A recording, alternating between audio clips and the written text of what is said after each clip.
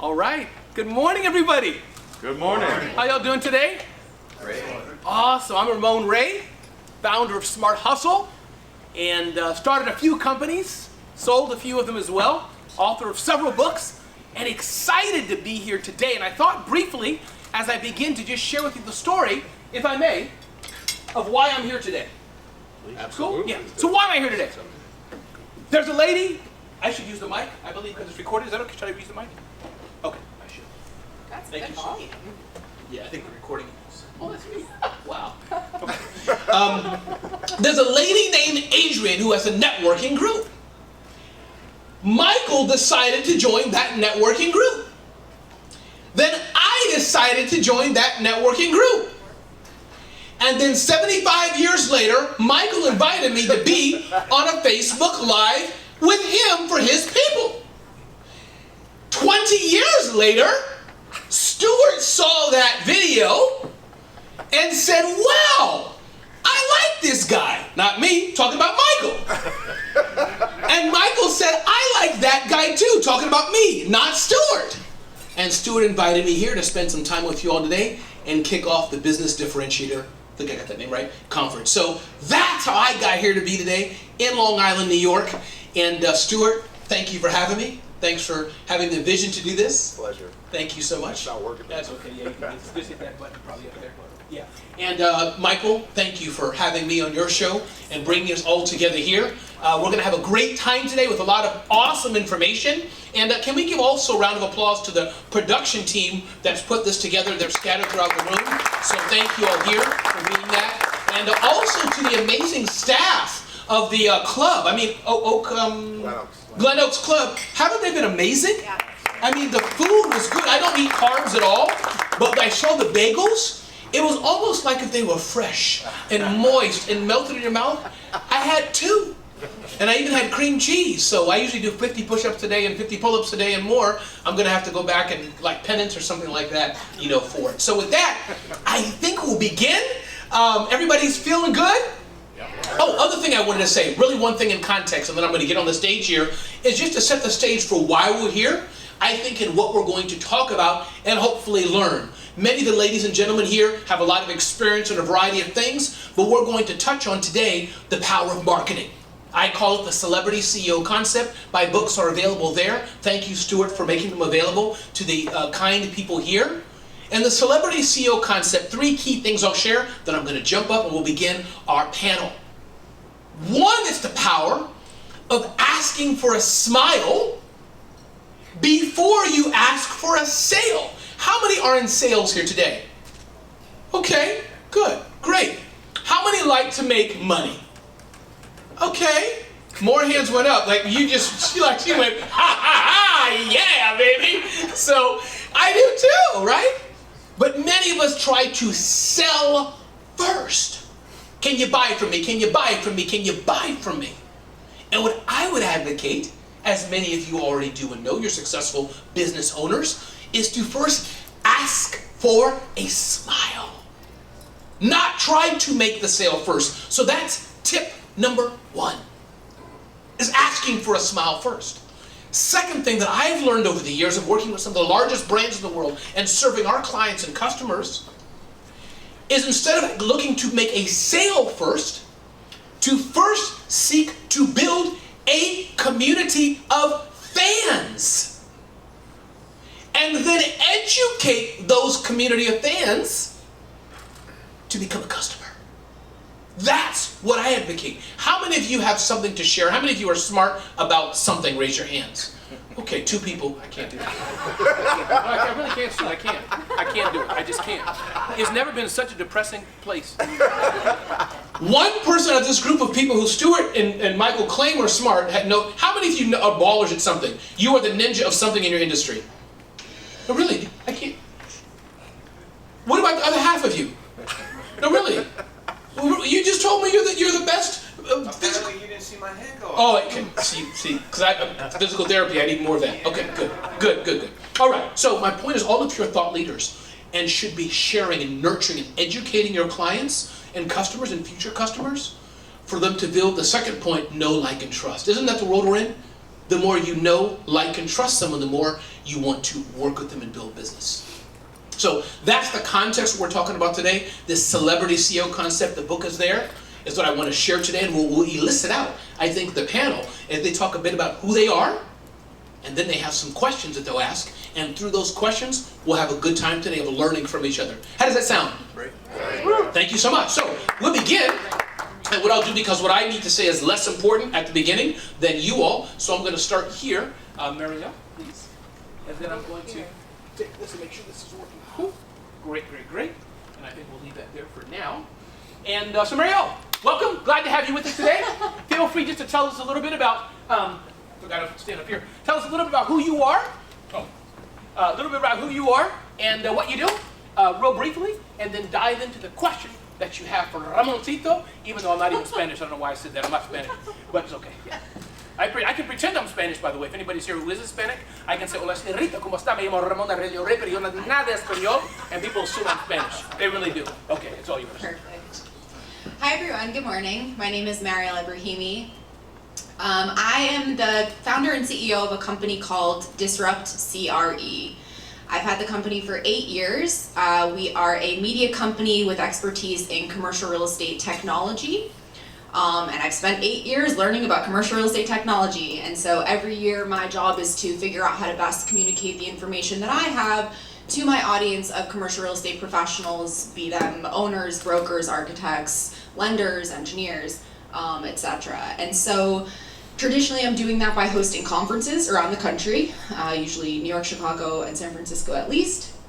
Here comes COVID. I had already started dabbling in content creation to some extent, TED-style talks, some short video series to hone in on some particular topics. But I've since really delved into making TV shows and really trophy content, stuff that hopefully the rest of the world can connect with commercial real estate being a very, very niche and sometimes kind of high up in the sky industry, very difficult to reach, very difficult to understand. And so that's the goal. We made a show called The Built World. We made season 1 all about New York City. The idea is that each season will travel to a different city around the world and explore the built world through my lens, which is of innovation and technology, through that culture. That's one show of many that I will be creating. We'll be launching a podcast soon, hopefully some documentaries to come down the line. And so I'm really pivoting to this kind of new style of content creation and hopefully bringing more people into my little tiny world of commercial real estate technology, which I find really interesting, but also really important and impactful, hopefully, for the world at large. I love it. So that's where I'm at. A few years ago, I had a couple of companies approach me, media companies, to acquire my company. And one of the pieces of advice that I got that I always kind of grapple with is not to hone in too much on my personal brand and to more focus on the brand of the business. And they do compete because my brand is me. I'm the person behind driving the company behind it, all the content that we put out. So using my voice is a big part of marketing my business. But I understand when it, from somebody who wants to potentially invest or acquire my company, they want to see the brand, they want to be able to run with the brand in and of itself, regardless of me being a participatory member. So I understand that. But it's a whole new world that traditional media, typically knows. And so I know that personal branding is of utmost importance. And so, Ramon, I'm grappling with this all the time, and I don't think it's a binary answer one way or the other, black or white. I'm figuring out the in-between, but it is something that I struggle with and would love to hear your thoughts. I love it. Thank you so much for asking that amazing question. I will do my best to answer. By the way, if anybody has questions or comments, disagrees, feel free to raise your hand and say you disagree. I personally don't care, but feel free to say that. That's no problem. So thank you, Mariel. I'm pronouncing your name right? Mariel, for asking the question. This is a common question people ask, is that the difference between the personal brand and the corporate brand. How many right now have a strong corporate brand that in your circle you're pretty much known? Good. Okay, a few of you do. How many know that brand could be strengthened a little more so? Or a lot more. So good. How many here know you have a very strong personal brand? Your face or your name is known. Good, good. I'll just take 2 people if you don't mind. Miss, just stand real quick and just shout out real quick your first name and what is it? Just briefly, just 2 seconds. My name is Luciani Serifoglu. Go ahead, Lucia. And what's the personal brand? What's it known? So I own a luxury real estate company. Very good. So I am the face behind the luxury real estate. Love it. You wear your brand well. Love it. Thank you. You're welcome. And sir, please. The queen, the king of networking, please. I need a queen. Yeah, okay, king and queen. All right. Okay, real quick, just tell us. Pierre, Director of Business Development at Ebrahimi. I've operated myself as the master connector. My plate stayed outside of my car. Love it. Very nice. Love it. Love it. So glad you're here. And I wanted to know that because they haven't. So here's my 2 cents, Mariel, on that. And the team here will help me keep on track. I know time is, I can go on to this all day. So as you said, I don't think there's a right answer per se. It depends on what you want. But the corporate brand is good. We all know Starbucks, or for that matter, the liquidity source. We all know corporate brand names, correct? These are brands we know and do a lot for. The power of the personal brand and how to do both is that nobody can beat you and your beautiful persona and image, how you speak, who you are, how you say things. So I think you can still build the corporate brand, what you're doing now, but you can still just, hey, this is Mariel. I'm the person of corporate, what is it, real estate? Commercial real estate. And over the time, as you're on the podcast, on the videos, you're sharing your content, 2 things will happen. You can start driving leads and building a funnel to the corporate business for your team or others to take care of, but you can also be known. Oprah will call you. The White House will call you. Etc. will call you. So my point is, I would continue to do it and focus on building the personal brand you, because you're going to be the biggest asset to help the company. And then when you sell it, you have the systems and processes built in already. And it's a sellable asset, but now you are an asset as well. Does that make sense? So this aspect of personal brand and corporate brand, I know it's a very difficult issue, but I'm a firm believer there's 2 ways to navigate and do it both. I do it. Smart Hustle Media is a company with clients, but there's also the Ramon Ray brand. So I think it's a good question. I think we can touch on it in a bit as well as we move along. I know there's several questions like that as well. Can we give Mariel a hand? Awesome, awesome, awesome. And my guess is your name is, don't tell me, Sal. Yes. See, I agree. Sal, please tell us a little about yourself and then what's your question? Good morning, everyone. For those of you who don't know me, my name is Sal Alesia. I'm a recovering attorney. It's been 15 years since I practiced, and I'm happy to be in a position where I never have to go back that way. Be that as it may, I currently fashion myself as a financial planner. Most of the things that I focus on are working with clients that are in some sort of a transition, and that potentially could fashion itself as a business owner or an entrepreneur, whether they're a serial entrepreneur or what have you. They're struggling with the idea of hey, listen, I want to sell this business. How much is it worth? How much do I need to sell it for so that I can continue to live my lifestyle? Or maybe they're looking to leverage that into the next project.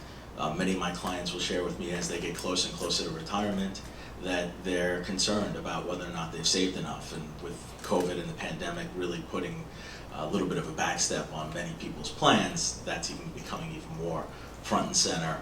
And then I have a small little niche where I focus. I'm a certified divorce financial analyst, so I help people who are either contemplating or currently getting divorced, because many times they'll tell me that they're struggling with the idea of, if I accept this settlement, how is that going to impact me post-divorce? Can I continue to live my life the way that it was prior to that? So in my world, which is very compliance-driven, I can't really take advantage of traditional social media outlets.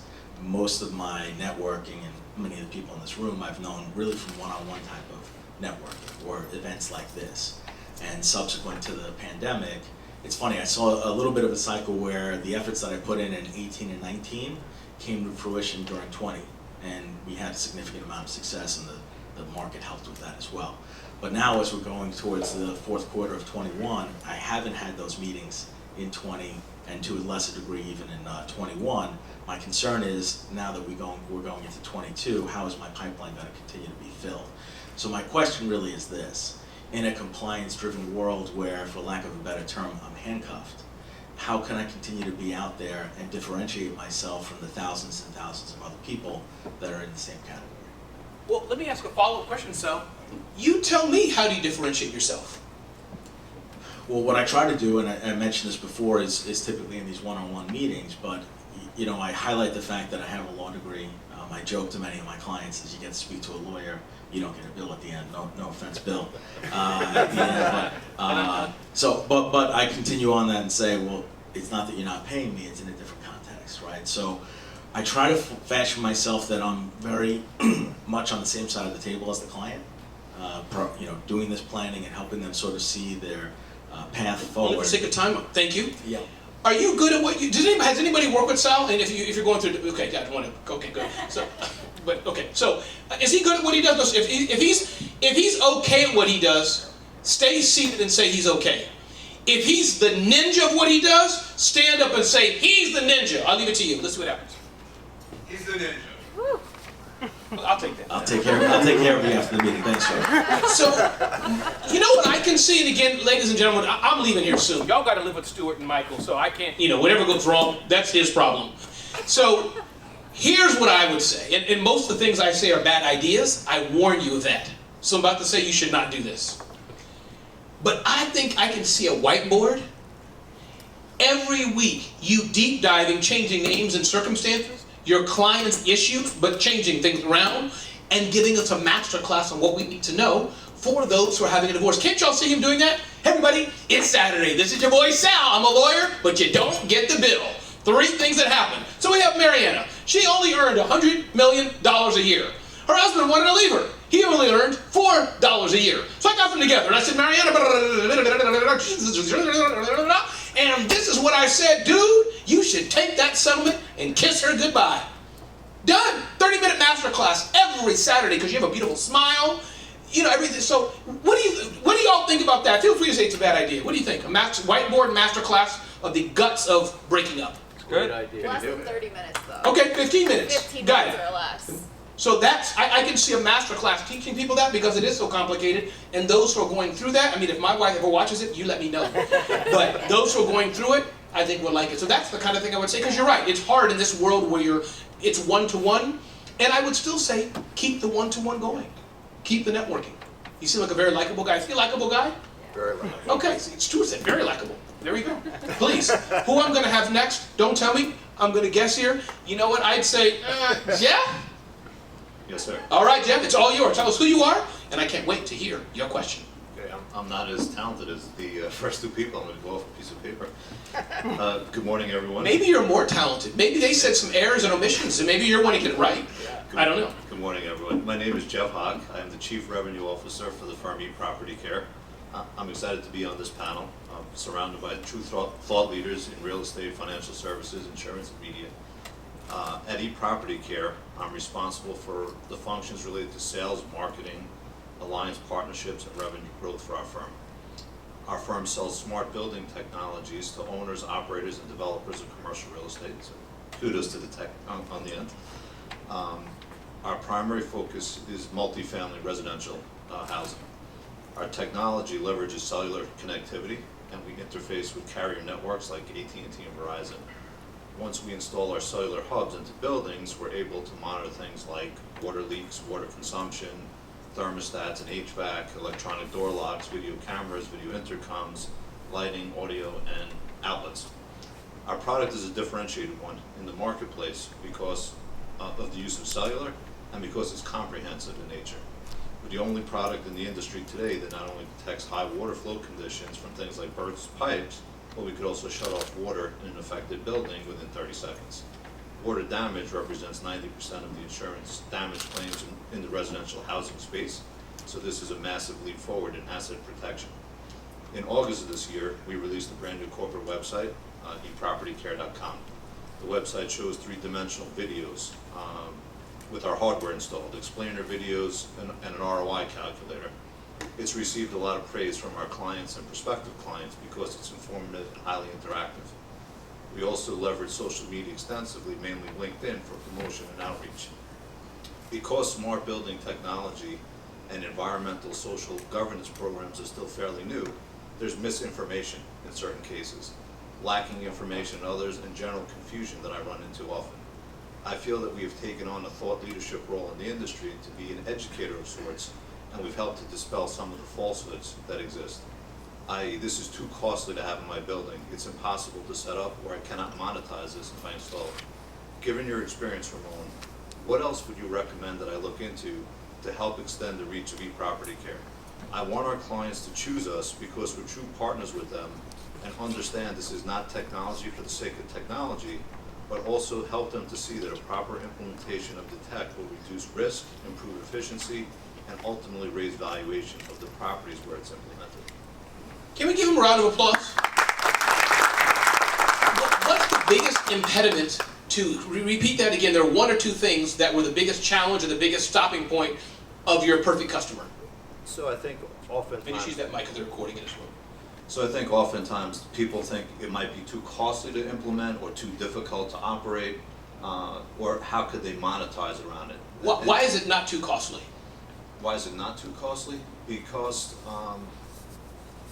we offer different ways of putting it in, and if you look at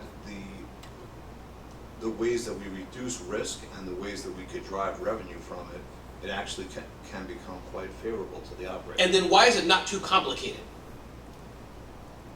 It's not a difficult installation typically, and we're in a mode right now where we're able to actually take that on ourselves. And who's the perfect customer?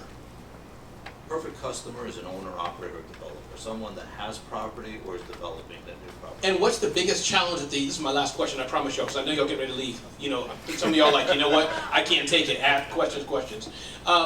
You're not in a witness stand, don't worry, because somebody mentioned handcuffs, oh, that was you. Oh, yeah, so. But, and what's the biggest challenge that developers and property owners have? I'm sure they have a lot, but give me one or two of the biggest concerns they have. Your product or not, just overall, they're in their day-to-day life, and some of the people in the room could be there. What's their biggest challenge? What's the biggest concern they have? The biggest concern is they're just very cost conscious and profit driven. So, you know, it's always a conversation about if they're going to do it. They immediately go to what's the return on investment. So like you have to almost straight line into an answer. Well, your return on investment will be like, you know, 2 days or 2 months or 2 years. And I'm curious, do you also have a problem reaching these people, or do you know everybody you need to reach? It's just they're not buying. Their challenge is buying it. I don't think the reach is a problem. I think LinkedIn has been effective as a good means of So you can get them. It's just getting them to convert and buying it from you. Getting them to convert and also prioritizing it up along the list of other things that they're operationally doing. Got it. Two things that come to mind for me.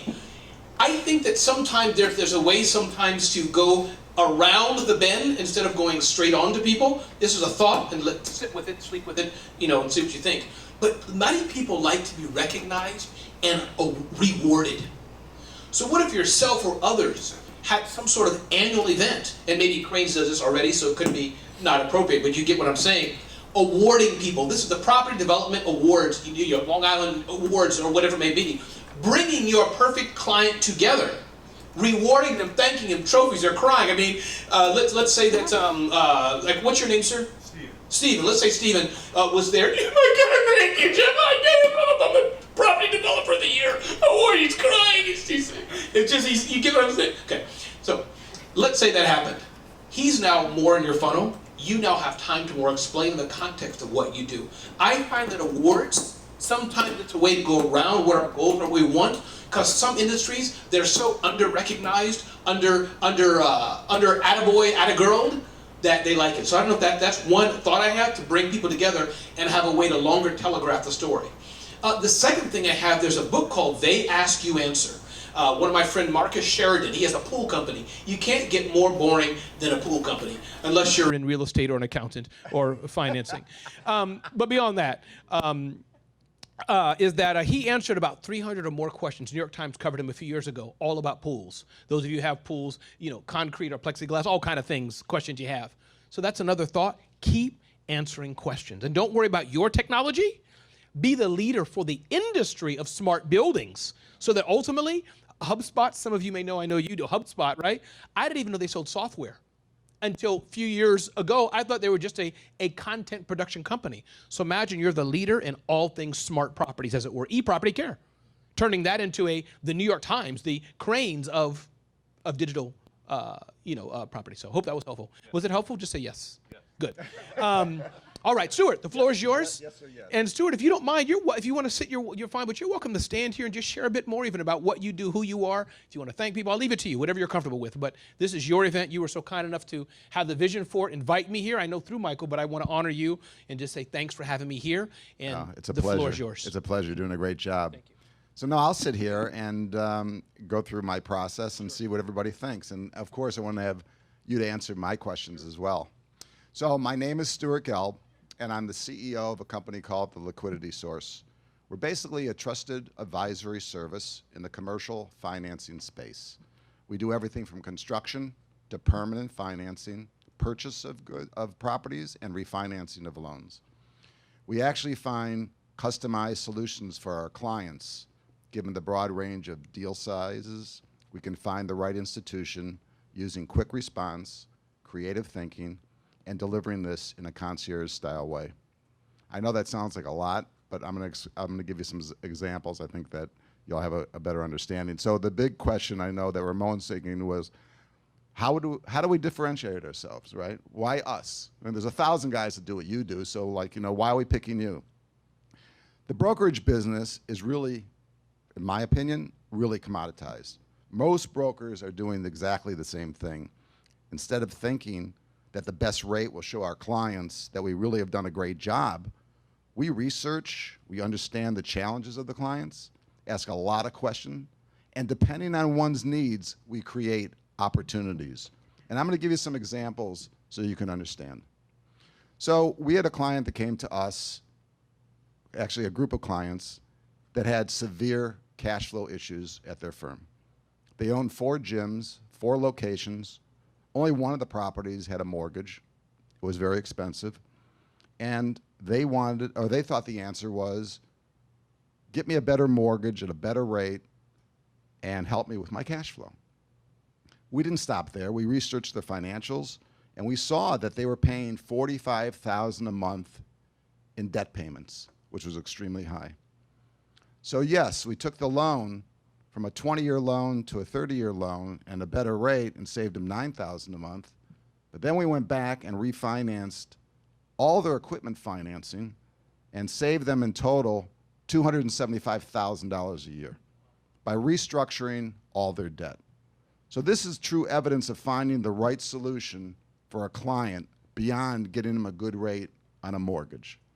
Next, we had clients that wanted to potentially purchase more real estate during this pandemic, right? There's going to be a lot of deals out here. Things are going down. People have to get out, and they're going to sell their property for very little. So they came to us and said they have a great idea. They have several properties. Why not mortgage the property, have the cash available, because closings take typically 3 months, even though the banks will tell you 60 days.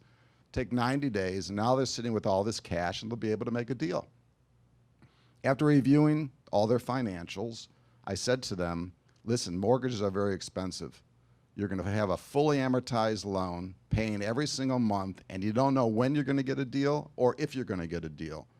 Why don't we look at establishing a line of credit that's interest only, that you're only going to pay if you find the property, and if you decide that you're not finding anything that's great, you'll just pay off, or you'll just get rid of the line of credit and have no expense. And that's what they did, and they saved a ton of money.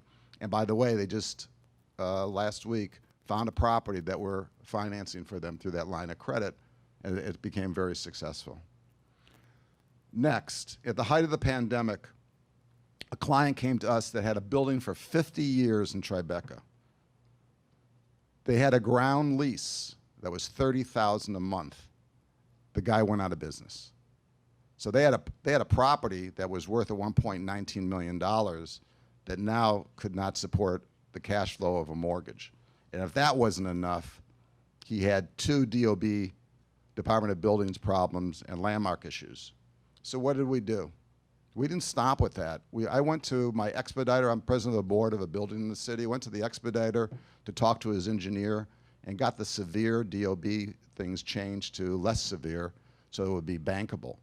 And then on top of that, we found an asset-based loan for him that we got him a $3 million loan of what he needed to pay off these DOB problems and sustain his mortgage and stay in business. That's what I call solution-driven deals. And last but not least, we had a developer that was looking for permanent financing on a great property that actually became valued at about $40 million. And he wanted to take 70%, which is not unusual. 70% you can do. The problem was the 70% was a total payoff for every investor in the property. Well, most banks were going for that. I mean, you're not going to be in this deal and not have any money in this deal.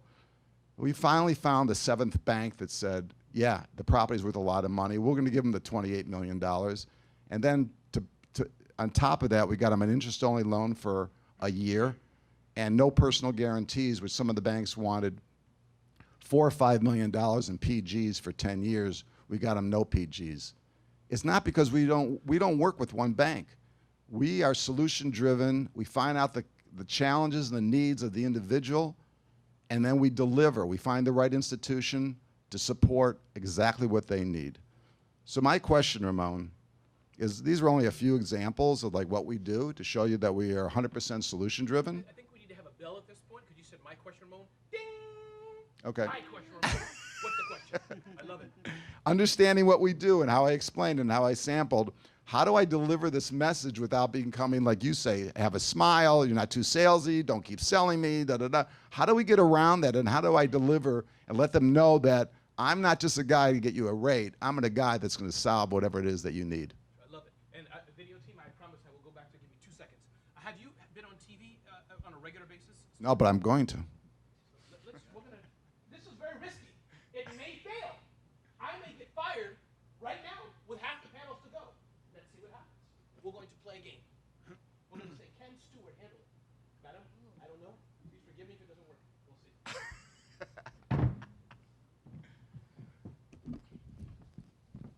Hey everybody, we're back from our commercial break. My name is Ramon Ray, host of CNN's Real Estate Matters. We have a guest here. What's the name? 1 second. Oh, Stuart. Stuart Gelb. Nope, Stuart. Stuart Gelb, yes. Back from our commercial break, brought to you by Starbucks, the company that gives you coffee to drink. Because America runs on Starbucks, not Dunkin' Donuts. So, Stuart, you're here today. Stuart, hey, listen, we have 30 seconds in this segment, Stuart. What are the top 3 things New Yorkers need to know? We're going through a COVID shelter in place. It's been a messy time period. Restaurants and bars are all angry. What is your top 3 tips for them who are scared about their money and cash flow regarding their small restaurant establishments? Stuart, tell us. So I think the first thing is don't be overwhelmed, which is the natural response. Come to somebody that's a financial analyst and advisor that's going to look at everything, study the financials, and come up with a solution that's going to be deliverable to you, customized to your needs. That's what I would say. I love that. Stuart, we have time for one more question. Actually, we have a caller. Oh, caller in from Idaho. Oh, yes, Mary from Idaho. Hi, Stuart. My name is Mary from Idaho, and I'm getting ready to be evicted from my Pilates studio. Anything I should do, Stuart? I'm going to be evicted in the next hour. What should I do? It's a great question. We get this all the time. Wonderful. So give him a round of applause. Yeah. So my tip for Stuart in this little game, and he passed with flying colors, was, and again, there's so many thousands of ideas I can give. But as I was hearing him speak and the knowledge he had, I thought of getting publicity. He seems to be the whisperer, as many of you are, but in this little game we're playing here, of all things finance and real estate and money and a wide range of things, if you get what I'm trying to say. So I could say, Stuart, one idea of many is to invest, whether it's a large PR firm, small PR firm, someone on your team, some of the people you work with, right? Emily and team, but they may do this, whoever, is to get you more on publicity. I was on Cheddar TV. Some of you know Cheddar TV. My executive assistant didn't put the appointment in the calendar. So they called me at 11:25 or so. Hey, Ramon, are you there? I'm like, yeah, who are you? Cheddar. I'm like, oh, dang, it's now? I was on the air live in about 2 minutes, but since I know my stuff, I was there. So, Stuart, you are that guy. I just did a gentle test with you saying where to go. But clearly he can answer, as it were, generally any question about his stuff like that. And so I would go for that, Stuart, because I think the more you have publicity and video and content, now he can leverage that for other things. And there's many, many things we can do, and I'll come back to the social question. But as I was listening, I wanted to answer what you didn't ask, because I think that could be your strength. Starting because New York's the capital of the world, but you could probably answer questions across the USA. I just came back from Budapest, so you could answer questions anywhere. So that's my 2 cents, I think, to try that. But since this is your show, you can ask a second question if you want. If you don't, that's fine. I'll move on. Okay, cool. All right, Stuart, thank you so much. Next up, I'm going to make a guess here. You know what? I think it's Ron's turn to go. Good morning, everyone. First, I want to take a minute to thank Stu for arranging this event, being a good friend and a great partner, and having us all here today. I'll just jump right into the conversation here. First of all, my name is Ron Austin. I've been in mortgage banking for the past 26 years. A predominant part of my mortgage banking career is spent in residential lending side, not on the commercial side. I've probably spent 15 of the 26 working for large institutions, JP Morgan, Bank of America, Bank United, and a couple of other banks. And I've spent those years on an executive level. So I've been able to see and hear a lot of things in private conversations with the CEOs and just get a little bit of more of a deeper depth understanding of the business from all different sides. What I've encountered over the years is a common theme. There is loans that come across the table at banks, and they don't get done. And the reason that they don't get done is because there's a guideline. And the banks like to follow guidelines. And if a person is perfect in 9 out of 10 ways, but they have a fault on that one little thing that an underwriter at a bank can't get over how to circumvent that or how to get around it because it's in the guideline. And back after the financial crisis, banks became less aggressive to deviate from guidelines. There was no more underwriter human being discretion. So the light bulb, in my head at least, came on, and I said, I have to start thinking outside of the box because there's so many of my clients that I speak to that are outside of this bank box. And it's not just this bank. I say bank meaning the bigger banks, the Chases, Wells Fargos, TDs, and likes of the world are very within the box. There may be some people in this room right now who've gone to a traditional bank and been turned down. And you ask yourself, why did I just get declined for this mortgage? I'm perfect. I have an 800 score. I have $1 million in the bank. I've always paid all my bills on time. That one little thing, I missed that payment on the mortgage that one time in 7 years, and I can't get a loan. My tax returns, I took a deduction on that little equipment that I bought, and my CPA was a genius and gave me a one-shot deduction, and it knocked my income down from $500,000 to $50,000, but the bank couldn't figure out that that's a one-time deduction, and they declined my loan. Any number of items will get someone declined on a traditional conventional loan. So I don't want to say to anyone in this room that I couldn't do a traditional conventional loan, but that's not what differentiates me from anybody else. You can walk into any bank if you're perfect and get a loan. I can probably do it better, faster, and with less headache, but that's not what we're going to talk about. What I want to talk about is when you have an issue and you're in a situation where you can't go traditional for many different reasons. I like to focus on the self-employed borrower because even at the bigger banks, even when those guys were perfect, but they had complicated tax returns for one reason or another, they would always get declined because underwriters are lazy. They don't like to look through schedules, C's and E's and D's and deductions, and you have 25 companies and you have 25 tax returns.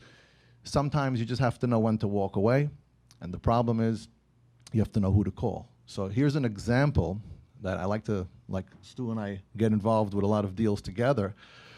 Here's a very simple example. We're talking about that perfect borrower. He's got 800 score, he's got a $2 million property, he's got millions of dollars in the bank, 401ks, you name it. He's got a $500,000 a year W-2 job. He comes in to refinance his loan. He's eligible in all aspects, but he gets declined. One bank to the next bank to the next bank to the next bank. Why? Because this gentleman was a CEO of a cannabis company, medical pharmaceutical grade cannabis, and he got declined. That's not a reason to decline an individual, but every bank in the United States that is a federally chartered bank will not do that loan because of a guideline. So what we had to do is find a lender who would give him very good terms because of who he was to do that loan.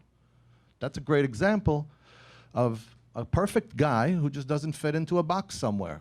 So it was something that we had to figure out where to take that loan to get that guy done. A second example, which is a great story, is a gentleman came who is a spinal surgeon. He spent most of his career being employee of a hospital. He's making $500,000, $600,000, $700,000, W-2. He decided to become self-employed, join a partner firm, and start doing surgeries with a group of partners. So he no longer receives W-2 income. He receives K-1 income from the company, which now means he doesn't have a 2-year history. And as soon as he made his first big $1.5 million paycheck, he decides he wants to buy that $3.5 million home for him and his family to live in. So he goes and he applies for a loan with the bank, and he's looking for a $2.5 million loan, which, for those of you who know, is a jumbo loan. Jumbo loans are very stringent and have very strict guidelines to begin with. This gentleman didn't have a 2-year history. In effect, his income of $1.5 or $2 million he just made for 1 year is zero. He couldn't qualify to borrow a dollar from any bank. So what do? You basically have a different solution. To put a cherry on top of his cake, he had his car repossessed 2 months before he called me. That's not a cherry, that's like a banana peel. That's like an ice cream sundae on the head. So that just now dropped his score from what would have been a 720 or 740 into like a 675. So like now you're looking to lend a guy who has zero traditional income, plus a 674 with a recent repo, a $2.5 million loan.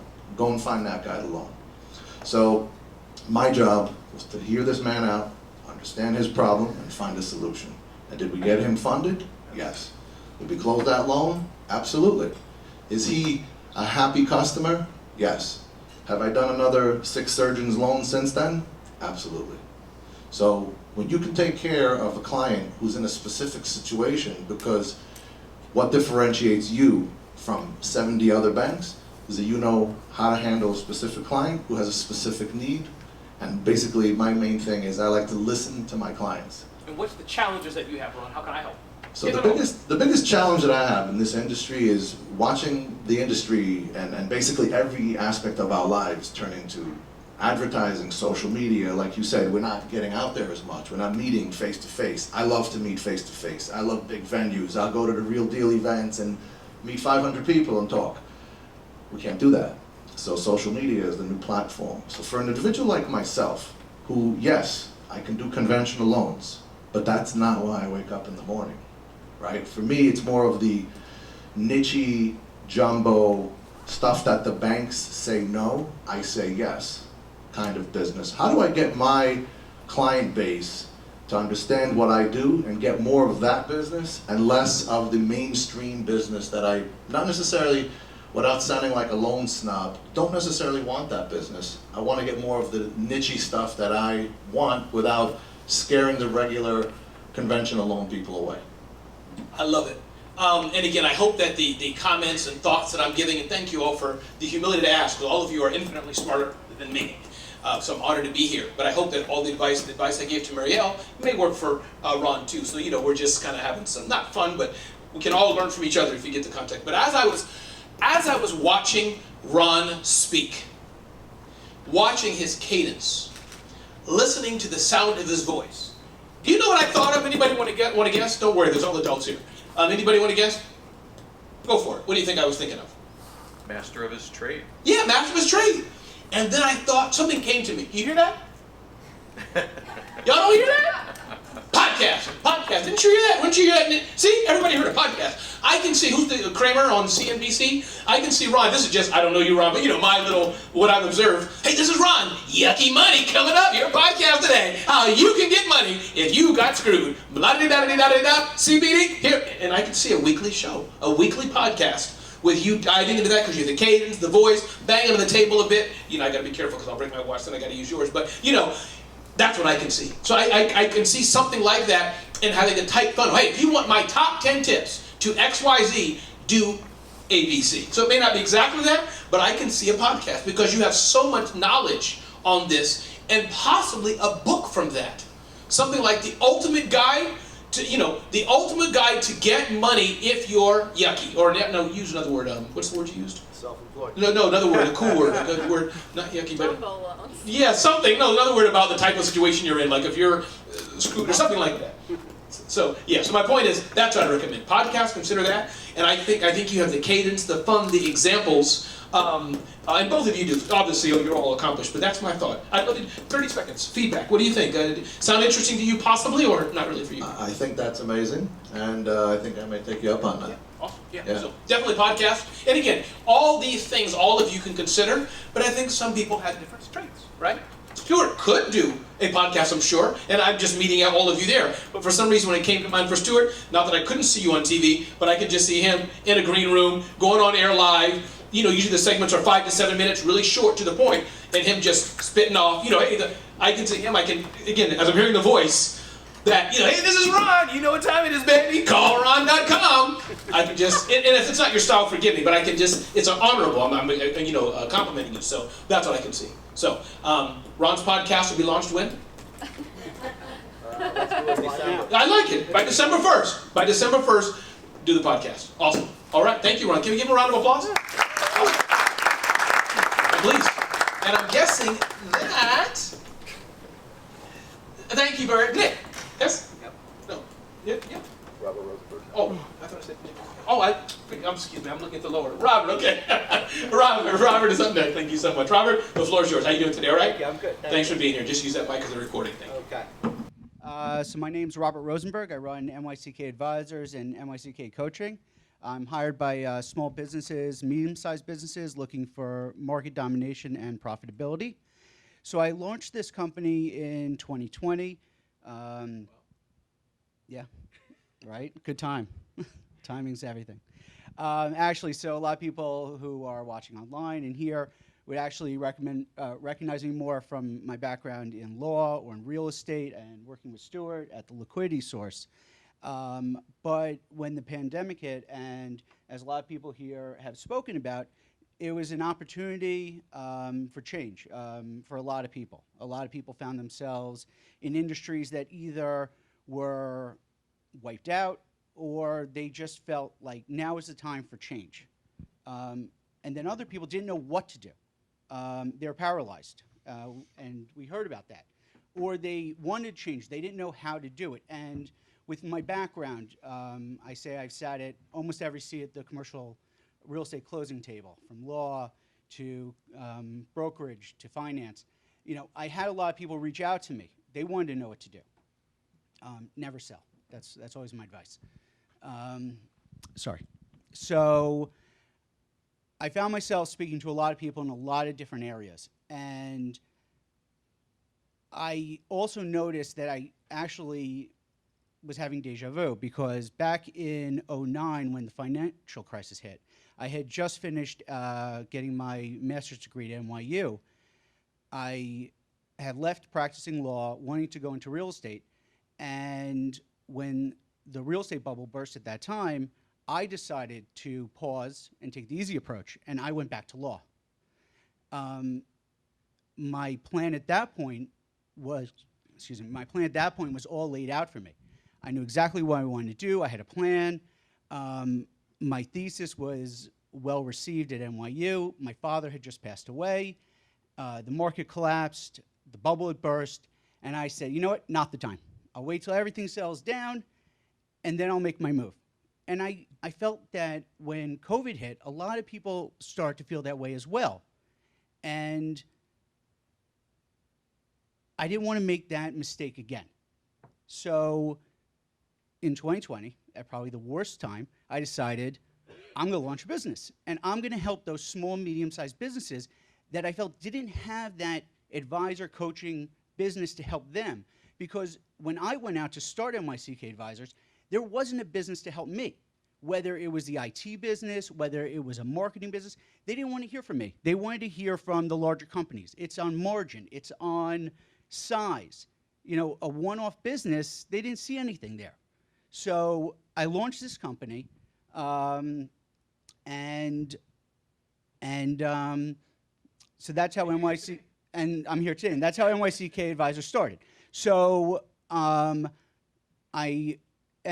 to what you actually just said. So I'm actually finishing up a book, and I've been working with a lot of small businesses, test cases. So what I decided to do is I have 2 spots left open for test cases. So I decided I'd do this last night. So since there are people here, any point today, anyone who's watching, anyone who's here who emails me, robert@nyckadvisors.com, what I do is I worked with a company and I got involved with algorithms and everything. So through the algorithms and with these small businesses, there are, I want to make sure I get this right because I hate using wrong numbers. And while you're doing that, just remind us again, what is the solution you provide to small businesses? What are you doing? What's the specialty? So, thank you for saying that. So I work with small businesses to help them ultimately understand how to, for them to find their market domination and profitability. Got it, okay. It's a lot more drawn out, but at the end of the day, what I want to do with the test cases is running through the algorithm, and there are 497 million weighted algorithms that we can run through. Help you find net recurring revenue of $100,000 annually. If you allow me to interview you, that's yours. For example, if you don't mind, I'll use the mic. Well, for example, yeah. give us a for example. Well, it's a little hard, for example, because it would go through the company. But if I anyone who emails me, we'll sit down 45 minutes, run through your business, and we'll go through the algorithm, and I'll help show you where there is $100,000 in net annual profit available for your company. Got it. Like That's they're yours. leaving money on the table. Yeah, exactly. Got it, okay. And that's yours just to allow me to put you in my test case for my book. Got it. Once the book's ready, anyone else who emails me, I'm happy to share the book with you for free, send you a digital copy, and that's yours. As for a question, I'm sure that you deal with a lot of clients, or people call you, and one of the questions I probably get a lot is, timing's never right. It's never the right time. You know what? It's always the right time. How do you answer people when they say, it's just not the right time? That's one of the hardest questions I got, and that's definitely a sales type of question for sure. But let me say another thing, I think, another thought. One thing I'm hearing, I don't know if you're able to put your algorithm into some sort of what we call in marketing a lead magnet. Some way to simplify it so that I don't necessarily have to talk to you first, but I can put in, if I'm really interested, 49, 50, 35, like a Match.com, I'm just riffing with you here, points into some really cool landing page site. And from that, you spit out some algorithm that says, hey, based on what you've said, and you kind of gamify it behind the scenes, here's 3 things that could be useful. Google does this well, right? Go to any site and look into your website speed. If any of you are in SEO, many of these free tools, you put in the stuff and they say, hey, if you want to know who the perfect woman is for you, just give us your email, we'll tell you. You have to give them your email address. You're begging them to tell you who the perfect woman or man or whatever, dog, whatever you're looking for is for you. You get my point? So is there some way for you to gamify that? These system, this algorithm, like a Match.com, and say, hey, based on what you've entered in, here's our analysis for your business. If you want to talk to us to help you understand how you can unlock that, then do XYZ, call that number. So I don't know if that's helpful. It is, yes, and it will do that, and it will do that, and it gets a little bit more in depth. And then that's where I'm building out the coaching aspect of it too. Love it. And that's what you can call like the top of funnel, right? For those of you marketers who understand all this, many of you do. That's where you can just at the highest level get the people who are scratching the surface. And as I talk about in Celebrity CEO, as you're building a community of fans to educate them to a sale, that's what that tool can be. And on the aspect of it's not the right time, that's tough. And I think part of that is, and again, I would love to hear what some of you think when we're concluding here, but I think is that, one, to ask yourself, is it the right customer? 2, if they're saying it's not the right time, some of you are sharks in those sales, right? When is the right time? Then follow right back. When is the right time? And they may not be the right fit.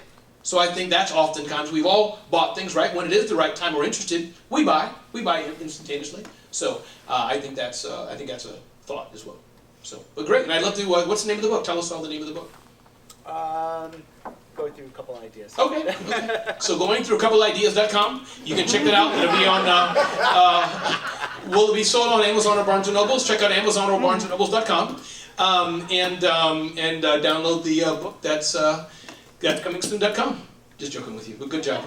Congratulations. And hey, let Stuart and the team know here, and Emily and her team and others maybe can help you amplify the book, right? It'll be on his podcast, right, Ron?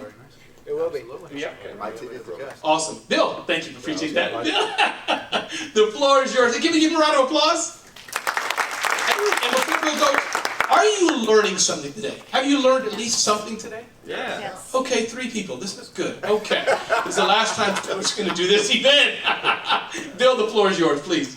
Thank you, Ramon. So it's a pleasure to meet you and to hear you speak today. It's an honor to be sitting among so many distinguished professionals in our community here on the panel, as well as in the audience, many of whom I'm actually working with currently on matters. Stuart, there's people here who I rely upon fairly regularly for advice with my clients. I am a little disappointed though. Today is my 50th birthday, and I thought today was just going to be a surprise birthday party around the golf, but not Happy the case. birthday No. to you. Happy birthday to you. Happy birthday, dear Bill. Happy birthday to you. Very impressive. Thank you. That's right. Stuart will be getting a bill at the end of this. But this will tie into my question. So I am a partner here at a full-service commercial law firm on Long Island, based out of Melville. We have offices in Florida, East Hampton, New York City. My focus is corporate and business law. So a lot of contracts, a lot of M&A work, disposition of businesses, a lot of commercial real estate, deal with a lot of multifamily acquisitions of multifamily complexes down south. So as a corporate attorney, we get involved with the contracts and things like that. Been at my firm for 17 years. Prior to that, I was at Weil Gotshal in New York City, big international law firm, also focused on mergers and acquisitions there. So I've been, and that was right out of law school. So I've been practicing for about 20 years now. The firm that I'm at, for better or worse, has historically built its reputation, phenomenal reputation in the industry, by hiring, cultivating smart, capable attorneys who, in our opinion, provide exceptional legal services. We'd like to believe our clients believe that as well. But the reason why I raised this is that there's never really been a demand on me to go out and develop business, because there's a steady flow of work. We generate a lot of work directly from our current client base. And how? Why? Why? Because we get a lot of referrals from them, and they come back, obviously, repeat customers. We represent a lot of big land developers here on Long Island, so that's a lot of work, but also a lot of privately held companies, and I, as a corporate attorney, will quarterback that kind of work. A lot of contracts. They come to us, trust and estate planning, a lot of litigation. So I'd say about 5 or 6 years ago, fortunately met Sal through networking, and through that parlayed that into a networking group, a business impact group, Jim Ferme, who, for me, it was my first foray into networking. So we're talking 5, 6 years ago. I'm 50 now, so I started maybe in my mid-40s. So my question to you, and it's been a steady incline since then. I mean, I think naturally the work started to come my way just by being a good attorney in the industry, but it never really made a real effort until then. So my question to you is, what advice do you have for people who get into business networking late in their careers, or maybe they have a job change and they're now tasked with business generation late in their careers? What advice do you have to sort of spark, give them a little bit of a head start, I guess, on developing business at a later part of their career? It is tough, and I'm not sure. By the way, I'll be 50 in 2 years as well. So I look forward to joining you at the 50 and over. I'll be 49 this year. But thank you for the question, and it's not an easy answer. It's easy for me to spout here and share some things, which I will do. But networking is tough, one-to-one. But a few things to give you some ideas, and maybe just feel free to answer it as I'm going along. We'll riff here a bit. Few questions here, Bill. But I'm curious, what are the things that people most dislike about other law firms? I'm assuming we're in New York, so many are good, right? You're on the panel, many in the room are lawyers, so I'm sure most are great. There's nothing bad to say about them. But if you had to guess, Ramon, here's 2 or 3 things that people say they dislike about the other guys and gals, or here's 2 or 3 things, Ramon, they always say about us or about Bill. Can you just, anything that comes to mind? Yeah, I think Stuart will attest to this, responsiveness and accessibility. And partly to a fault of mine, I think Stuart will tell you whenever he calls me, I answer the phone, which is good. I mean, it's I answer the phone. I would answer the phone if Stuart called me too. Yeah, but you can call me right now. I'll show you. You want to treat every client like they're your own, but at the same time, I mean, he did email me a couple of days ago saying, Bill, you know, where are you on the invites for today's seminar? I closed 5 deals within the past 2 weeks, so it's difficult. I'm very busy. I'm working on another deal now, trying to keep track of the emails. So it's tough in my position to go out and develop work and to generate business, to find the time to do so and to balance that with life. And I did see one of your videos online. You know, why do you work? I do work for my children and for my family, so I have to have that balance in my life. But I think for me, you know, it's sort of differentiating myself by saying, hey, look, I'm going to be an exceptional attorney, very good at what I do, but there are a lot of attorneys who can say the same, but to make myself available and to treat each client like they're my own. Please. You know what? Say something. I'm going to say something because Bill's a friend of mine. He's been in my networking group, and what made me excited about eventually working with Bill on a full-time basis and is that I know it sounds, when we talk about it in the networking groups all the time, like, what is the differentiator? And I could tell you my experience of many years in different businesses and dealing with a lot of attorneys is it wouldn't be untypical to call an attorney and then wait 5 or 6 days until they call you back, or maybe multiple calls where Bill either picks up the phone, and if he doesn't pick up the phone, which is unusual, within 5 or 7 minutes, he's returning the call or an email. And then always, if I say to Bill, by the way, here's these papers, and I need it this afternoon, which I know sounds ridiculous. If it doesn't get it to me that afternoon, it's the next day. So I don't find any lawyers like that in my lifetime, and I think he's done a great job. I don't know how he can get that message out there, but this guy delivers. He's a solution provider, and he's very responsive, better than anybody that I've met. Wow. And can you say his name full and look at the lens of the camera? Just say his name. Bill Gartland. Emily, you got that? Give him a call. I got that. All right. This is awesome. 2 things come to mind for me. And again, there's so many things we could talk about for hours on this. But Bill, I think you're hearing, you don't have a problem per se. And I say this in honor of you. Thanks for watching the video. The sky is all up for you, as you know. Sky is all up. You have these accolades. So you're fighting against yourself, which is the best, right, person to fight against, right? LeBron just trying to get better than himself. But 2 things come to mind for me, man. Is one, what can you do to, if your firm has a budget and all these things, and even if you can get somebody to help you, is that what can you do to create a small, even more exclusive club of the Stuarts and others of the world who you may know, where you're, I don't want to say this in front of them because they don't expect this, but you're adding even more intense value. Not gifting per se in a slimy way, but every year, once a quarter, high-end gifting. It sounds weird, but a friend of mine, his name is Glenn Lundy, Breakfast with Champions. I have a show I do every Thursday at 7:30. We're building a media company together. We have 80 hosts. We're building the next cheddar. Anybody's interested, let me know. Point is, he has a club called the 800K Club, 800% Club of car dealers. He rented a mega mansion. Some of you may have houses like that. I'm sure Stuart has 4, but some of you may have houses like that. It has like the bowling alley in it and things like that. You know what I'm talking about? You can rent it from Airbnb. Y'all know what I'm talking about? Yeah. Y'all look at me like I'm crazy. Anyhow, he rented one of those, and you saw the people getting like these cool boxes. It could have been watches, whatever, videotape. I don't know if you get a sense. Meaning, he telegraphed, this is the ballers of the ballers who work with us. It wasn't about the business. It was about, you know, publicly, Stuart, thank you. By the way, yes, you and your family, we're taking you to Disneyland. Behind the scenes, you're going to meet the mouse. You know, whatever. So can you scale it down? You'll have to scale it down. Maybe dinner. But everybody does dinner. Everybody does dinner. But you get the point. Something to think about. What can you do to say thank you or gift or reward or keep your name at the top of the list? Not only for those who've already bought from you, but so they tell others for you, and you will have a constant funnel. That's 1. And then 2, I go back to what I told gentlemen here, is, and again, this is a bit more expensive, but we have teams here who can do it. Awards. It sounds to me the annual event of your law firm, maybe you do it in partnership with some others. People love to be recognized. We all do, don't we? I paid for it, not in a bad way, like paying, you know, but hey, the Inc. 500. You have to pay to be in the Inc. 500. $500 or $700, whatever it is, right? So that's 2 things that come to mind for me. Sounds different, but you're competing with people who are already at the top of their A game. Right. At the top. So what can you do different? Me as a speaker. Speakers are a dime a dozen. You can spit and find a speaker. You can spit and find speakers with jackets, and you know, it's not hard. I don't kid myself that I'm special. I'm not. but I do try to think, what's the 1% that I can do a bit different? So even how I begin my events, I'm hired, SAP hires me, and other clients hire me when they have boring stuff to talk about, the most boring. Because they know, by God's grace, if Ramon's in the room, I'm not going to just do the typical, I'm coming from the back of the room. I want to make AI sound sexy. So that's why they hired me, please.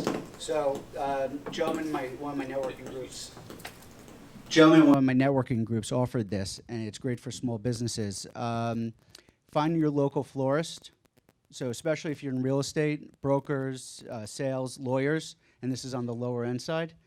You do a closing, you do anything, have a deal with your local florist. Send an office plant, anything else. Have the florist do it for free.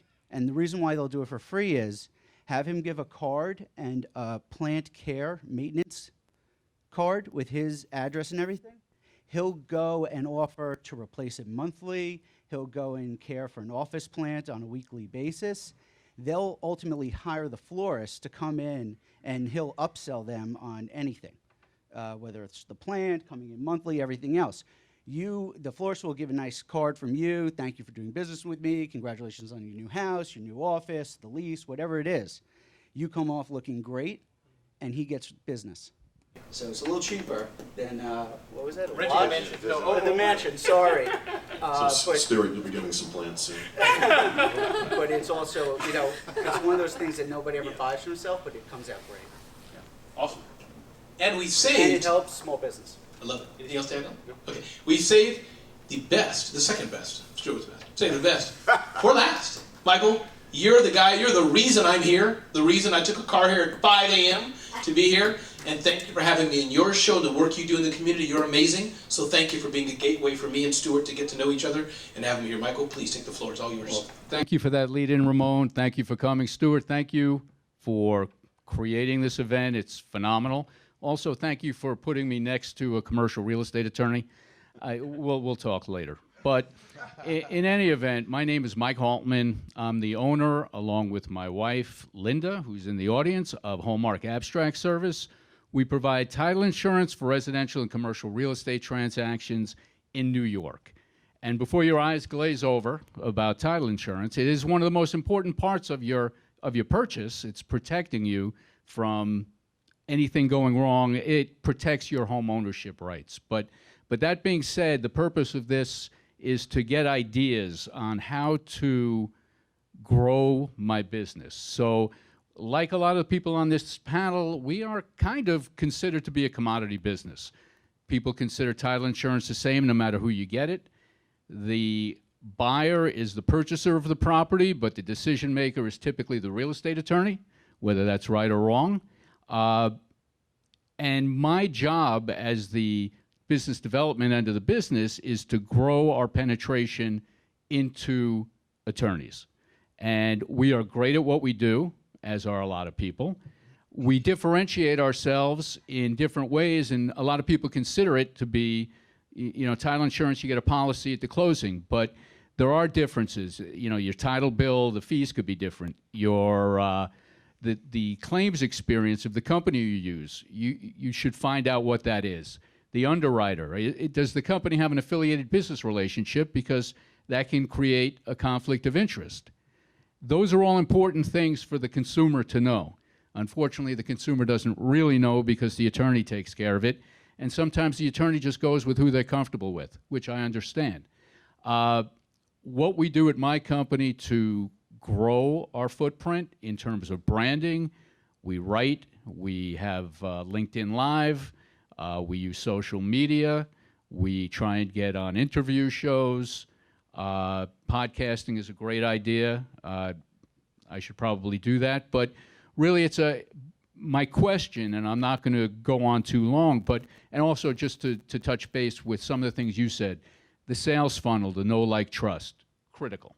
I'm a big believer. I was the head of a networking group, and I would preach that pretty much every week, because we know a lot of people, we trust a few people, but it's not until we grow that trust that we can actually do business with them, trust them with our own personal referral base. And you said something else, recognizing people. So one of the things I do through my company blog, through my podcast, through my LinkedIn Live, is try and go to attorneys and say, hey, great article.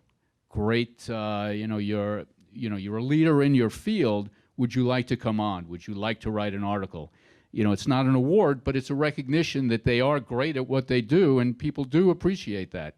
So I guess my question to you is, because if you go into an attorney's office and you swing your elbow, you'll probably hit 3 title companies who are trying to get that guy's business. So attorneys view title companies the way I view an Aflac salesman, and I apologize to anyone here who's an Aflac salesman, but you really don't want to talk to them.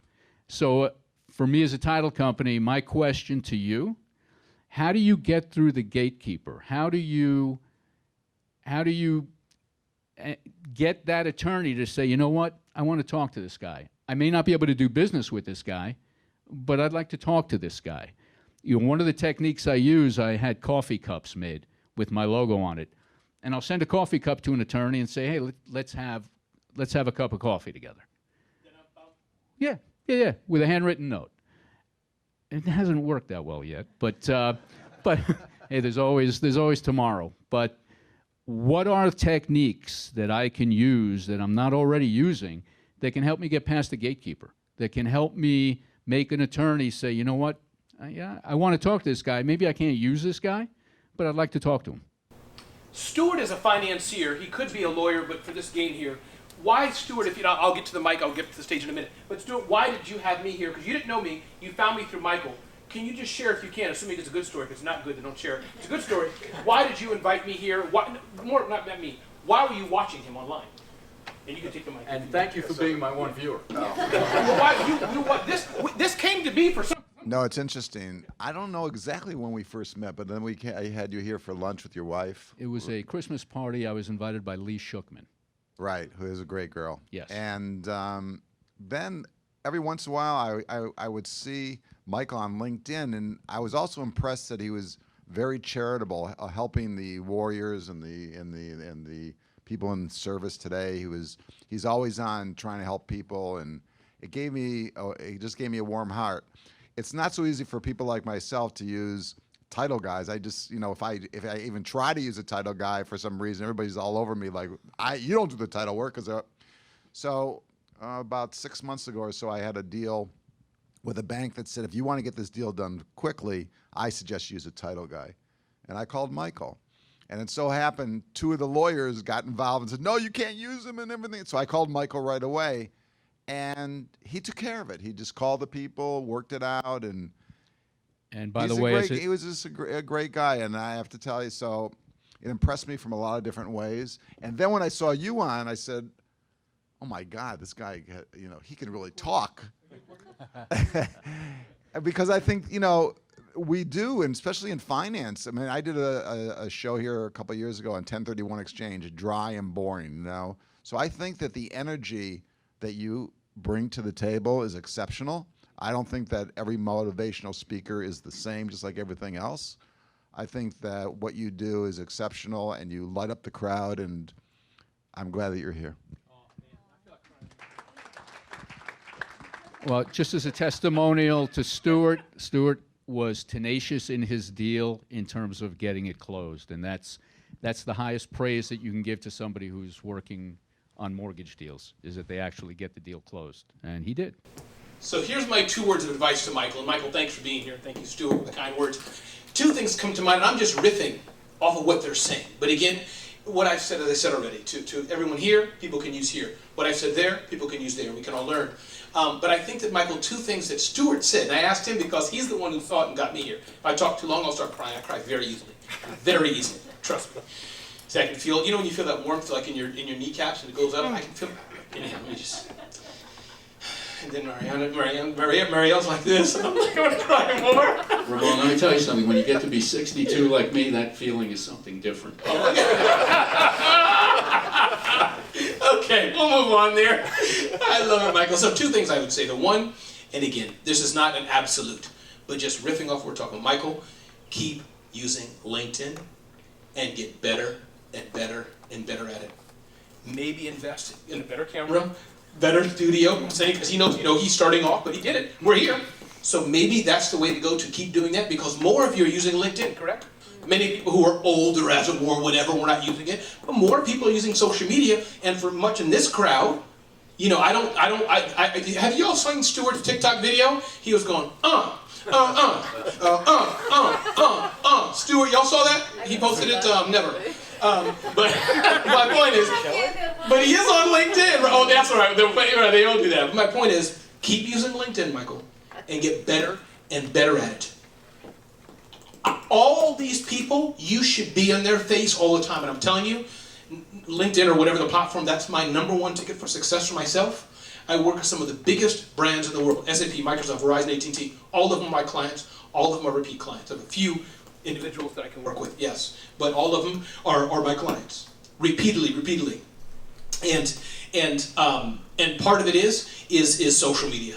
That's part of what it is social media. I mean, they can't help but see Ramon. They have to see me. I have people, big global telecommunications company. I'm doing videos where I'm in the park talking about resilience. She's telling her VP about the video. I'm like, dang, you saw that all over me. So I would say that, and 2, keep the charitable stuff you're going. Because that clearly makes a difference to people that matter, meaning who are not your client or whatever the money flow, but meaning people who can refer you. You follow what I mean. Oftentimes, right in this room, if y'all understand what I'm trying to say, it's not so much Ron buying from Robert. Could be. It's not so much that. There's some competition.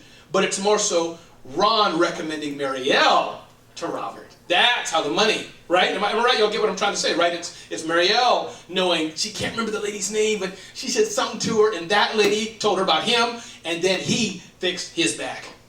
Or whatever. You feel me? So that's my 2 cents. But please shout it out or come up. Oh yeah, just very quickly. I'm a proud client of Linda and Michael's. Bought a house here on Long Island recently. And a couple things. Michael is truly super humble and he won't brag about himself, so I'll brag about him. Thank you. Thank you.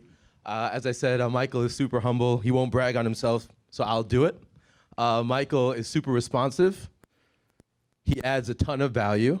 I've texted Linda and Michael at 10 o'clock at night. My AC broke. I need an HVAC guy. That guy comes on Saturday. I came over and fixed it. That guy comes on Saturday, so thank you. In addition, Michael said that if a lawyer, a real estate lawyer, typically they dictate who they choose for title. And with my real estate lawyer, I demanded that we use Michael, right? So as a client, you do have the leverage. I said, hey, if you want my business, I closed in Harlem, I bought in Long Island, you have to use Michael. So again, you can advocate for your title insurance company. Thanks. Man, you can't, done.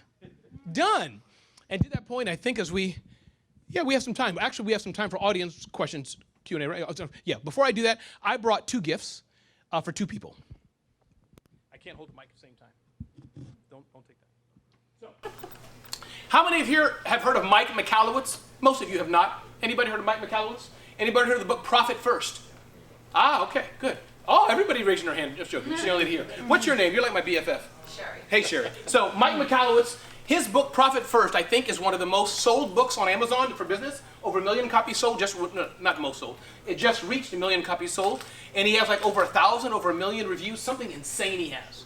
So, Mike Michalowicz has a new book out called Get Different by Mike Michalowicz. Limited edition. The binding is not even done properly. And it has, one of those authentic bond things you see in the movies, like the terrorists use that. They say, no, we want bearer bonds. Come on, y'all know what I'm talking about, right? They don't make those anymore. Oh, see, I didn't even know. But you get what I mean. That fancy stuff, like the bond, to make it the imprint. So I got this one. I don't know who I'm going to give it to. But since Stuart invited me here directly, I got one for you, Michael. I'm going to give this book. The value is probably worth $45K. That's just what I think it's valued. I'm going to present this to you, Stuart, just to say thank you for having me here. It's a limited edition book by Mike Michalowicz, best-selling author, signed by him with a certificate of authenticity. For somebody like Stuart, what can you get special? Stuff like that. So, really, Stuart. So that's my gift. I ordered it. Then, John Lee Dumas has one of the most successful podcasts for business in the world. Zillions of downloads a day. Every marketer here probably knows John Lee Dumas's book. Work. In this book is his blueprint for social media success. His book is not as good as mine, for sure, at all. Mine's better, but it's already here. So, not that I'm being selfish here. But the point is, let me get to the point for questions. This book, Michael, is for you. Read it, and you will learn exactly what you're trying to do, content. You will like this and enjoy it. Linda will tell you I don't read books a lot, but I'm going to read this one. Hi, Linda. So with that, I think, we'll open for Q&A now. And we have some time. So thank you all very much. And we'll do about 15 minutes of Q&A, about 15 minutes? Yeah, somebody can keep me on track. It's minutes. hard for me. Okay, good. And if you want, just stand, shout out. And those watching by Zoom, by the way, thank you for watching. Appreciate it. Good to see you. I'm not sure that over there. Oh, there we go. Yeah, I see it. Thank you for watching. If you like this event, do a like, do a share, put it on TikTok. Say, yo, Stuart, yo, Stuart, yo, Stuart. Whatever you want to say. Okay, let's move on. Yes, ma'am, please. So the gentleman who does the technology in the real estate, Yes. do they get a break on their insurance when they use your technology? So the question is, do people get a break on their insurance when they use Jeff's technology? I love that. I'll hold it. I'll repeat it. There you go. No, go ahead. Keep talking. It's okay. Thank you. Great question, and I'll pay you later. The answer is yes, they absolutely do get a break on insurance, typically 5 to 15%. We do provide information that they can submit to their carriers, and it's been a great upside for a lot of our customers. So absolutely, it's a Love great it. question. That almost pays it for it, I guess. It's a big part of being able to fund it, absolutely. Awesome. And keep the questions coming, either about what these gentlemen and ladies are doing, their businesses, or about marketing. Doesn't matter to me. Whoever has, or we can cross questions too. We'll have 10 minutes. So keep the questions coming. If not, I can ask more questions, please. I just had a thought when I was listening to Bill speak. You were suggesting podcasts and so forth, and I think it could apply to other people too. What if the topic of the podcast is the consequence of not using the right attorney or the right mortgage person, and what that could lead to, and the problems that arise because of it?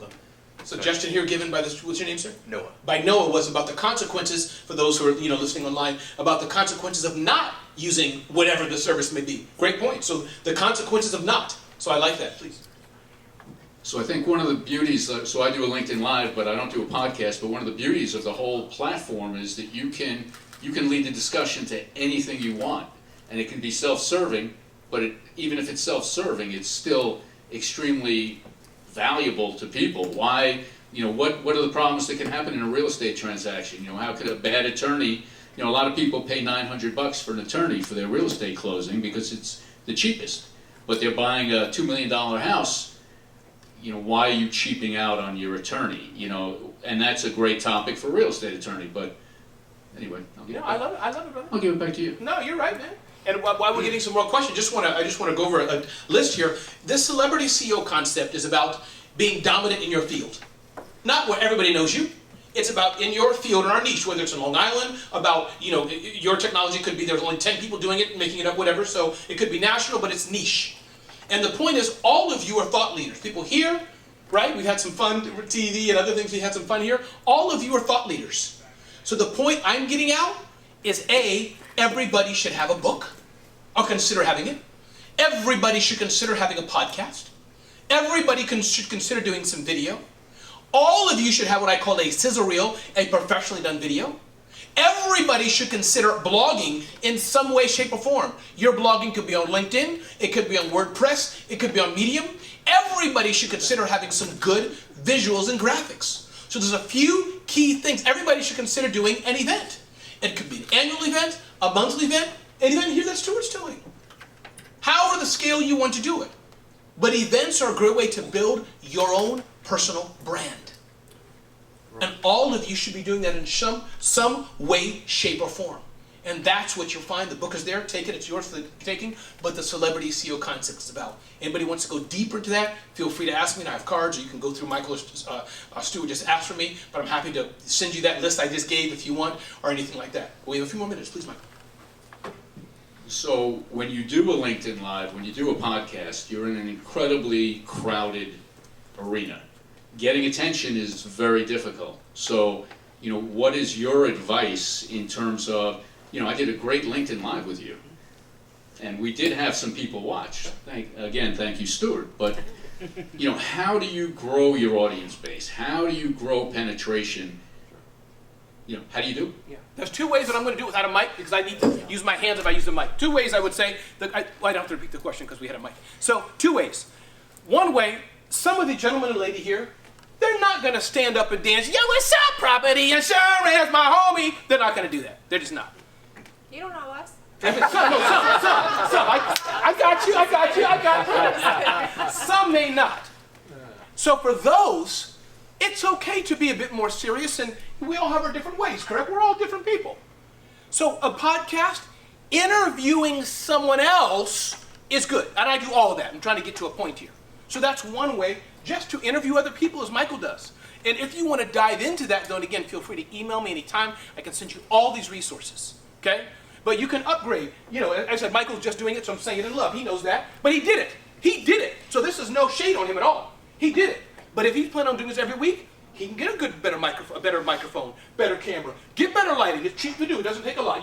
Wherever he was at, just upgrade some natural light and other. That's all he needs.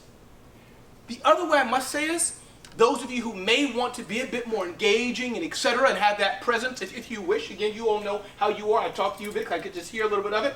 So I wanted to use my hands. Here's how I do video. One little quick very tactical tip. Most people do video like this. Hi, so and so forth. How are you today? It's boring as heck. Nobody wants to see video like that. But if you start off by holding your camera on the side like this, okay? Don't look at the camera. And I'm going to go from here to there, and I'll show you what I do. But just watch this hand, and then watch this hand, kind of like David Copperfield. Okay? Hey, this is Ramon Ray. I was at the Stuart Gelb event today. It was so amazing. And what we did, we talked about three. You saw that? You saw that switch?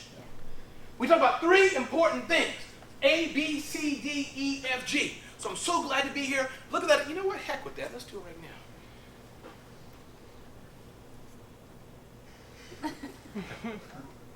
All right, we're in Long Island, the Business Differentiator event. Can I hear y'all say, woo, thank you?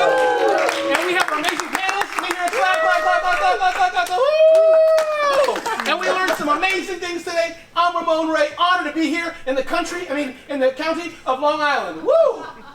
Sometimes I think it's a country. All right, but my point is, that video here becomes a simple way of engaging. So my point is, I don't do a static video, but it's in the park when I'm walking, a tip and advice. And from what I'm told, the audience who likes Ramon, not everybody, I'm not for everybody, but who knows, likes, and trusts Ramon, they watch it all day long.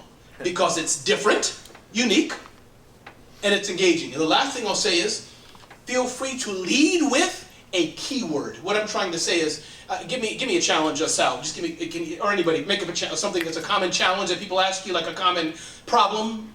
They don't have enough money for retirement. Great. So something like, no money, retiring soon, then launch it. You feel what I mean? That's kind of simple, but that's how that thing is. I'll go to Stuart and then you. That's how that thing. If you're talking about, give me one more tip, one more challenge. Just give me a few keywords in your industries. Big problem that people always have. Client development. Okay, client development, love it. So, and that would be Where to spend your money. Okay, let me just choose that one. I like that. Sounds okay. Client development's good, but where to spend your money? So, where to allocate resources. Yeah. What I'm trying to get at is, don't know where to spend money. You get what I'm trying to get at. It's just making it so that it catches the eye. And the hook. Thank you, my man. You know what? You get a free book when you go back there. Thank you. And well, Stuart, we'll give you Stuart paid for it. But the other thing I'll lead with is that the tip, and then I'll go to you, Stuart, and then here is use first names, meaning talk in the first person. So when Stuart does a video about a special financing, the things you talked about, and I was Stuart and typing his name on LinkedIn, use your name, Stuart. It sounds weird, but when I wake up and scroll, I don't want to see the word I want to see Stuart's name. Stuart said hi. People think I'm crazy when I do videos like that or post, but it catches their attention. Only Ramon talks in the first person. Yeah, I don't want to say I went to the store. I want Emily to see Ramon went to the store. You feel me? Y'all not with me. Stuart, go for it. Just a couple suggestions. Please. Like, actually, I think it was like a month or so ago, we went with, Emily and I went to the building in the city to see the view with Mariel, who, I only met her a couple of years ago, but she's terrific at what she does. And we learned about I think the Empire State Building and all the changes they made within the content of the building to save $4 or $5 million a year, like to make it, I guess, like a smart building. And I think that the purpose in most of these businesses and service business is that it's not about being boring and giving the dry detail.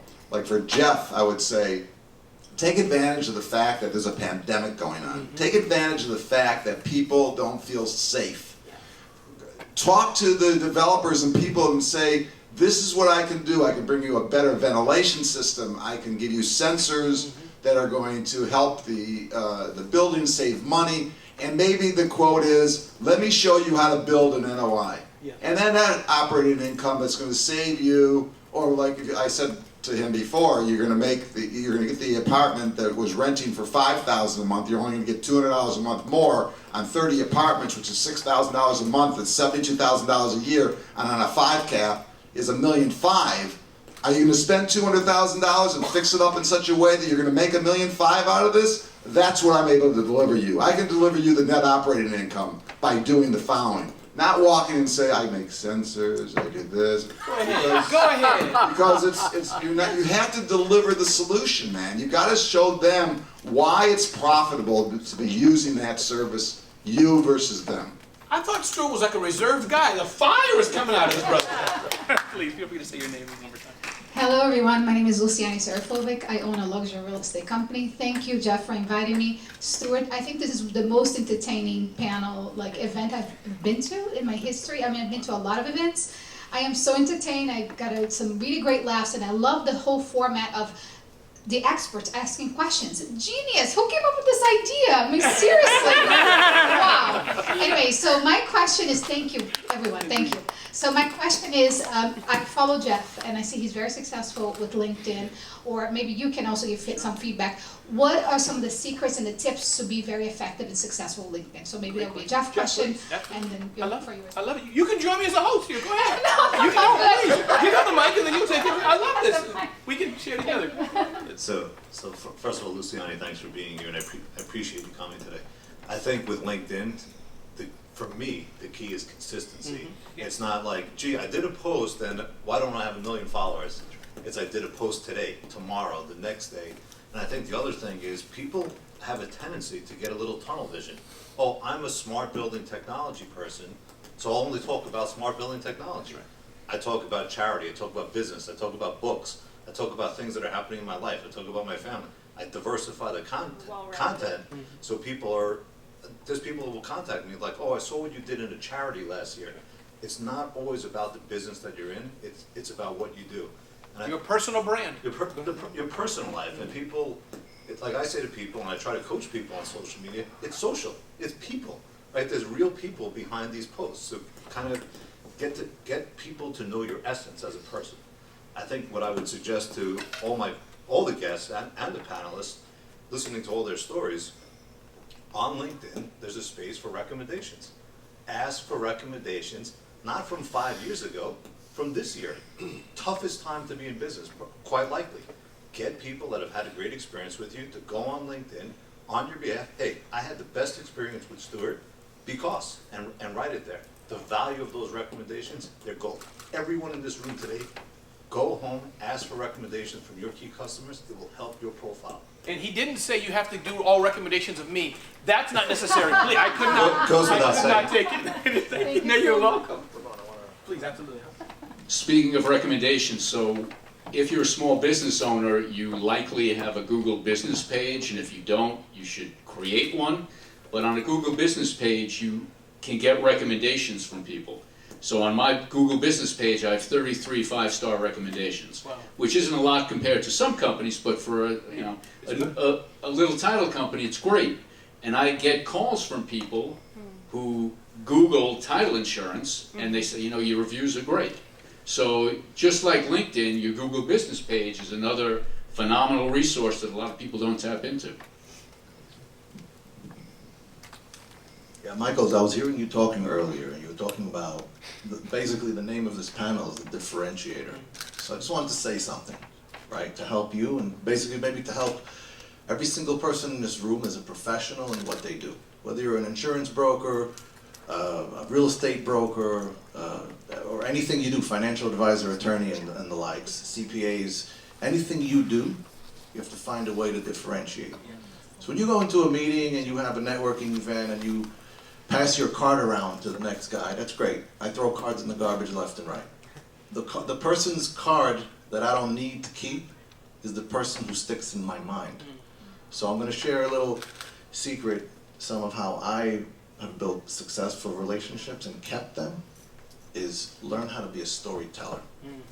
Every single one of us here who's a professional had an experience which is something you might joke around with your friends and family over a cocktail or a dinner party and say, wow, you want to hear what happened to me at the closing? Or do you want to hear how I did this deal?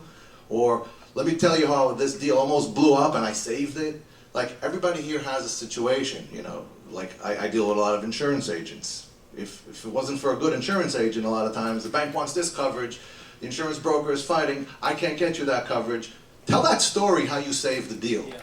Right? If you're a CPA and someone asked you for a P&L, because they're doing some sort of like P&L program, and you were able to come and help them to devise a 24-month P&L to get that loan for $3 million, tell that story, right? That story helps you more than giving someone a business card. Hi, I'm a CPA. Hi, I'm a smart home developer. Hi, I'm a title guy. Tell them a story. If you're an attorney, tell them about a crazy closing you had. If you're a title agent, tell them about a crazy issue you had that no one else could solve and you solved it.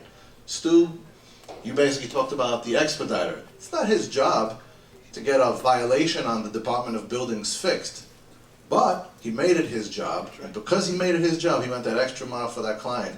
And that's a story, and that's a great story.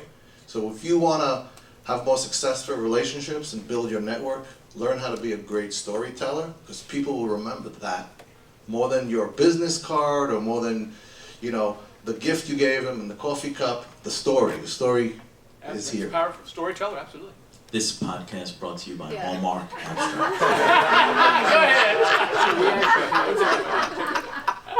You should do voiceovers, man. That was good. So for the charity I work with, we actually had people who we've helped in the past come to, I forget where we went, but to Chicago, and we had a seminar with an expert on storytelling. Because, you know, in a charity, there's nothing more important than telling a story that's going to elicit emotion. And in, I guess in business, it's no different. You have to elicit whatever response that you're looking for. Thank you. Yeah, we have time for a few more questions. Yeah, we'll take 2 more questions. Emily, please. Well, And feel free to tell people who you are. thank you guys all for coming today, by the way. I was really happy to organize this event with Stuart, and thank you to my team. You've all been awesome. Can we give them a round of applause? Just appreciate you guys coming out together and being here. And in the pandemic, it's been really hard to have these face-to-face conferences, as I know, like, I missed out on that. So as somebody who started a small business, like, I guess it's now 4 years ago, I had an e-commerce brand, launched a magazine, put it on newsstands nationwide, had like a ton of excitement within one niche. I then moved to another niche, which was real estate. How do I keep expanding without confusing people? This is actually something I spoke to Robert about while we were discussing what are we going to talk about during this panel. I feel like I have such passion for real estate, for technology, but I also have such a passion for small business because I myself launched a small business and understand the struggles that come with it. And I love to help support all of these small businesses that I can right here on Long Island. But how do I keep growing without being too confusing to an audience? That's a great question. I thought you were going to give advice. I'm humbled that you I asked don't know, me. I'm asking you. Here's my 2 things, because you and I are probably simpatico in many ways, you know? But I think that 2 things that may help. If indeed, Emily, you are the entrepreneur, you are the gal who wants to do, I say that respectfully, some people, but the gal, the lady, the queen, who wants to do so many things, you know, on a broad level, I think it's just scalability. You have Emily, right? Yeah, you have Emily, and she has 2 or 3 buckets. Emily the this, the that, the other, and you have people who are managing those different functions. It's as simple as that, because I get you. There's 3 parts to Smart Hustle. There's Ramon, who's a speaker. I have an executive assistant. Her name is Jamie. She is a baller. She runs. She kicks my butt into shape. So that's Jamie. Then I have Smart Hustle Media. We are a media company. We produce content. So there's that. And we have a team for that. And we're getting into producing some premium content. So that's what I would say. You know, is that it's a little, it's easier said than done. And also, as you're probably doing, hanging out, notwithstanding the great people in the panel, but some people in our world who are doing that a lot. Amelia, maybe you know she had a show on WABC Radio, Amelia Antonetti. Some people may know the name, I don't know, but Amelia Antonetti, she owns like 5 businesses. Yeah. Hang out with people like that, and then I'll hang out with you, and we can do that together. But I think you can do it for sure. It's just getting the right team and aligning it. Thank you. Yeah. Somebody else? Okay, please. We have a raffle, and I wanted to make sure everyone got their business cards in. If not, can you pass them forward so that way we can do this after? She said 1 business card, sir, not 10. But again, I'm so glad as we, I think we'll get one more question, I think, by the time please go ahead. I had a comment. Please. And it's along the lines of a story. Since we're giving out ages, I'm 62, so if everybody remembers back in the 80s, Brian Tracy, a Canadian motivational speaker, great idea. It was called the windshield wiper method, and that was give a fact, tell a story. Give a fact, tell a story. So again, goes in line to what we're talking about, that stories are retained. The other thing is that you asked the question at the beginning, who's in sales? We're all in sales. Absolutely. And social media is just another avenue in which to build relationships. And it doesn't happen overnight. I'm an accountant out east. There's 1,000 accountants. We all talk. We refer people back and forth. We all have a special niche.